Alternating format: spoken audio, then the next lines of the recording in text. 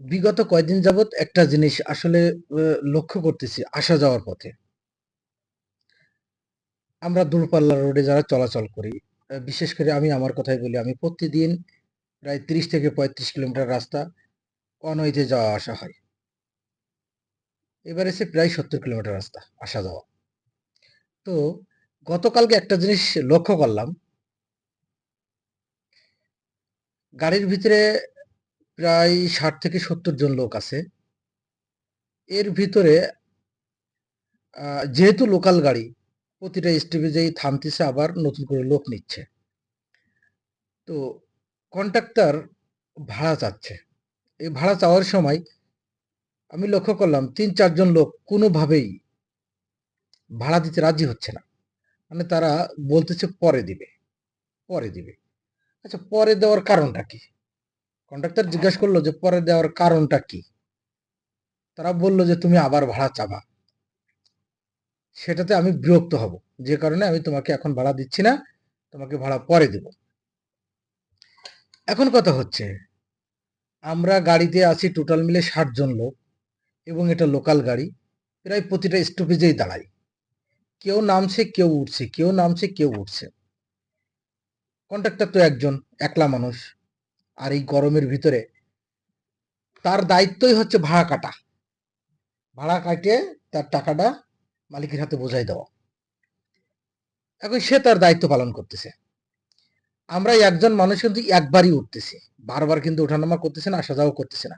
এক জায়গায় দাঁড়াচ্ছি সুন্দর মতো, ভাড়ার টাকাটা দিয়ে দিলে আর কিন্তু সমস্যা হচ্ছে না। তো এখানে লক্ষ্য বিষয় হচ্ছে, আমরা কোনোভাবেই ওই লোক দুটাকে মানে ভাড়া দেওয়ার কোনো মানে করতে পারতেছে না।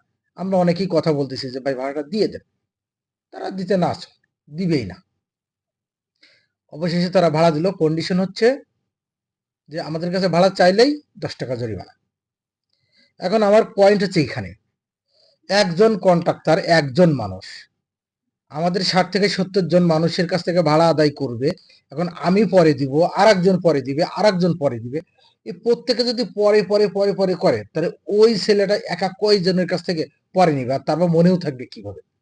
এটা কি মনে থাকা সম্ভব? আমরা বাঙালি বা আমরা মানুষ, আমরা কিন্তু নিজেরাই ভুলে যাই যে ভাড়া দিছি কি দেয় নাই, এটা ভুলে যাই।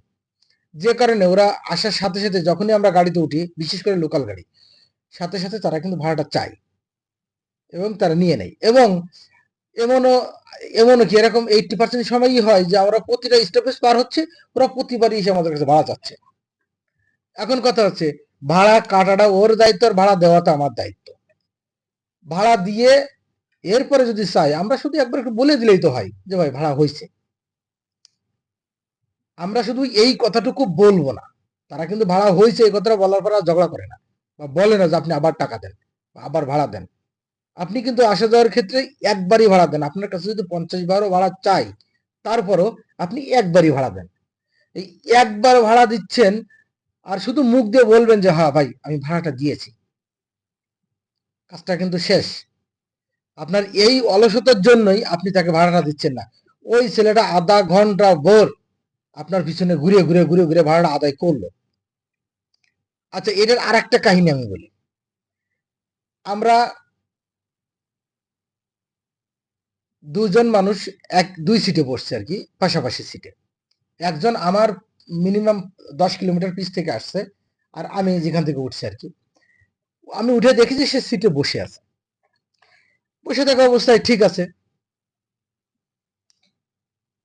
কন্ট্রাক্টর এসে ভাড়া চাইছে তার কাছে। সে বলে যে ভাই ভাড়াটা পরে দিব। আমার কাছে ভাড়া চাইছে, আমি ভাড়াটা দিয়ে দিছি। কোনো সমস্যা নেই। ভাড়া দেওয়া শেষ। আমরা যখন প্রায় ৩০ কিলোমিটার পার হয়ে গেছি, আমি আমার যাত্রা। আমার তো ৩৫ কিলোমিটার একটা রুট প্রত্যেক দিনই। তো ৩০ কিলোমিটার যখন পার হয়ে গেছি, পার হওয়ার পরে ওই লোকটা নেমে গেছে। এরপরে কন্ট্রাক্টর আসতেছে। আসার পরে বলতেছে ভাই লোকটা নেমে গেছে। বলছে, হ্যাঁ তো সে তো নেমে গেছে, আমার পাশে তো নাই। কই আমার তো ভাড়া দেয় নাই। তো আপনার কাছে ভাড়া দেয় নাই কয়জন? কয় ভাই ৩ জন ভাড়া দেয় নাই আমার এই গাড়ির ভিতর থেকে এই পর্যন্ত। আমি কইছি তাহলে এই লোকটা কি শিওর আপনার ভাড়া দেয় নাই? কয় না, শিওর ভাড়া দেয় নাই। এখন আমার কাছে প্রশ্ন হচ্ছে, এই লোকটা বললো যে ভাড়া পরে দিব, এই বলে সে কিন্তু নেমে গেল। সে কি ইচ্ছা করে নামলো নাকি ভুলে নামলো সেটা আমি জানি না। আমি ধরেই নিলাম ভুলে নামলো। কিন্তু লোকটা যে ভাড়াটা চাইলো ওই সময় দিয়ে দিলে তার এই ভুলটা হতো না। অতএব যে লোকটা নেমে গেল, যে প্যাসেঞ্জার, ওই প্যাসেঞ্জার কিন্তু ঠিকই দোষের ভিতরে রইল, তাকে কিন্তু এই টাকাটা একদিন একদিন দিয়ে যাবে।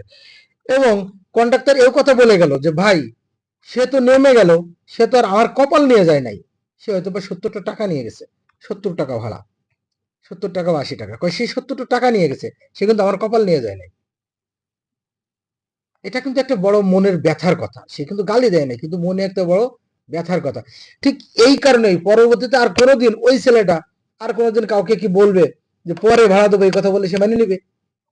ইম্পসিবল, কখনো সম্ভব না, এটা মানবেই না। তা ঠিক এই ছেলেটাও, গতকালকের এই ছেলেটাও আমার মনে হয় এরকম কোনো একটা সমস্যার মধ্যে পড়ছিল, যে কারণে সে কোনোভাবে ছাড়তে রাজি না। আবার ওই লোক তিনটা, এরা ভাড়া দিতেও রাজি না, অবশেষে ভাড়াটা দিল। এখন আমার মানে কথা বলার ইচ্ছাটা হচ্ছে, কথা বলছে এই জন্য, আমি প্রায় সময় দেখি এই ভাড়া দেওয়া এবং নেওয়া নিয়ে অনেক গন্ডগোল, অনেক মারামারি। ঠিক আছে, এমনকি গাড়িওয়ালারা গাড়ি বন্ধ করে দিয়ে বয়ে থাকে। তো এই দুই দুই একজনের জন্য একটা বিশাল হ্যাসেল হয়, অনেক বড় একটা সমস্যা হয় রাস্তার ভিতরে। পুলিশ এসে ঝগড়া থামানো লাগে, এটা একটা ঝামেলা। তো যারা আমরা যাত্রা করি সারা দিনই, কন্টিনিউ যাত্রাপথের ভিতরে থাকি, দৌড়াদৌড়ির ভিতরে থাকি, তাদের আমার মনে হয় উচিত কন্ডাক্টরের ভাড়া দিয়ে দেওয়া। ভাড়াটা যখন দিয়ে দেবো, এরপরে সে যদি আমার চায়, আমি শুধু একবার বলবো যে ভাই ভাড়াটা হয়েছে, এতটুকুই মাত্র আমার শব্দ ব্যয় করতে হবে। বাট আমি যদি ভাড়াটা না দিই, সে প্রতিটা স্টপেজ আসবে এবং ভাড়াটা চাবে, প্রতিটা স্টপেজ চাবে আর ভাড়াটা চাবে। এনিওয়ে কোনো কারণে যদি আমার এটা ভুল হয়ে যায়, আমি ভাড়াটা দিতে যদি মনে না থাকে বা ভুলে যাই, তখন কিন্তু ওই লোকটা মনে থেকে কষ্ট পাবে এবং গালিগালাজ করবে। এটা খুব সিম্পল, স্বাভাবিক। যেটা হয়তো বা আমি যদি ভাড়া না দিয়ে নামে, আমি যদি না মানে শুনতে পাই যে ছেলেটা আমাকে এভাবে গালিগালাজ দিচ্ছে, অবশ্যই আমার মনে কষ্ট লাগবে। এবং আমি না হলেও অন্য একজন যদি দিয়ে নেমে যায়, না দিয়ে নেমে যায়, তারপরে যদি আমরা যেহেতু যাত্রী, আমাদের খুব গায়ে বাঁধে। কিন্তু সারাদিন ওই যে বেটা এই গরমের ভিতরে 40 ডিগ্রি সেলসিয়াস তাপমাত্রার ভিতরে সে গাড়ির ভিতরে এপার ওপার করে সে তার জীবিকা নির্বাহ করতেছে। আর এই ভাড়াটা নেওয়া তার দায়িত্ব, সে তার কর্তব্য পালন করতেছে। আর আমরা কিন্তু সেই কর্তব্যে বাধা দান করতেছি। আমার মনে হয় আপনার, আমাদের সবারই এই জায়গা থেকে বেরিয়ে আসা উচিত এবং তাদেরকে একটু সম্মানের কাতারে দেখা উচিত। তাদের সাথে মাঝে মধ্যে যে ব্যবহারটা করা হয়, আসলে মানুষ হিসাবে আমরা কখনো ওটা মানে একজন আরেকজনের অ্যাকসেপ্ট করা যায় না। ওই ওই ব্যবহারটা যদি আমার পরে আপনি করতেন বা আপনার পরে কেউ করতো, আপনি কখনো এটা অ্যাকসেপ্ট করতেন না, আপনি ব্যবহার এটা গ্রহণও করতেন না। আপনি হয়তো অনেক অনেক কিছু, অনেক মারামারি, অনেক কিছু হয়ে যেত। কিন্তু মানসিকতার দিক থেকে, মানবিকতার দিক থেকে আমার মনে হয় তাদের সাথে ব্যবহারটা একটু মাধুর্যপূর্ণ করা উচিত।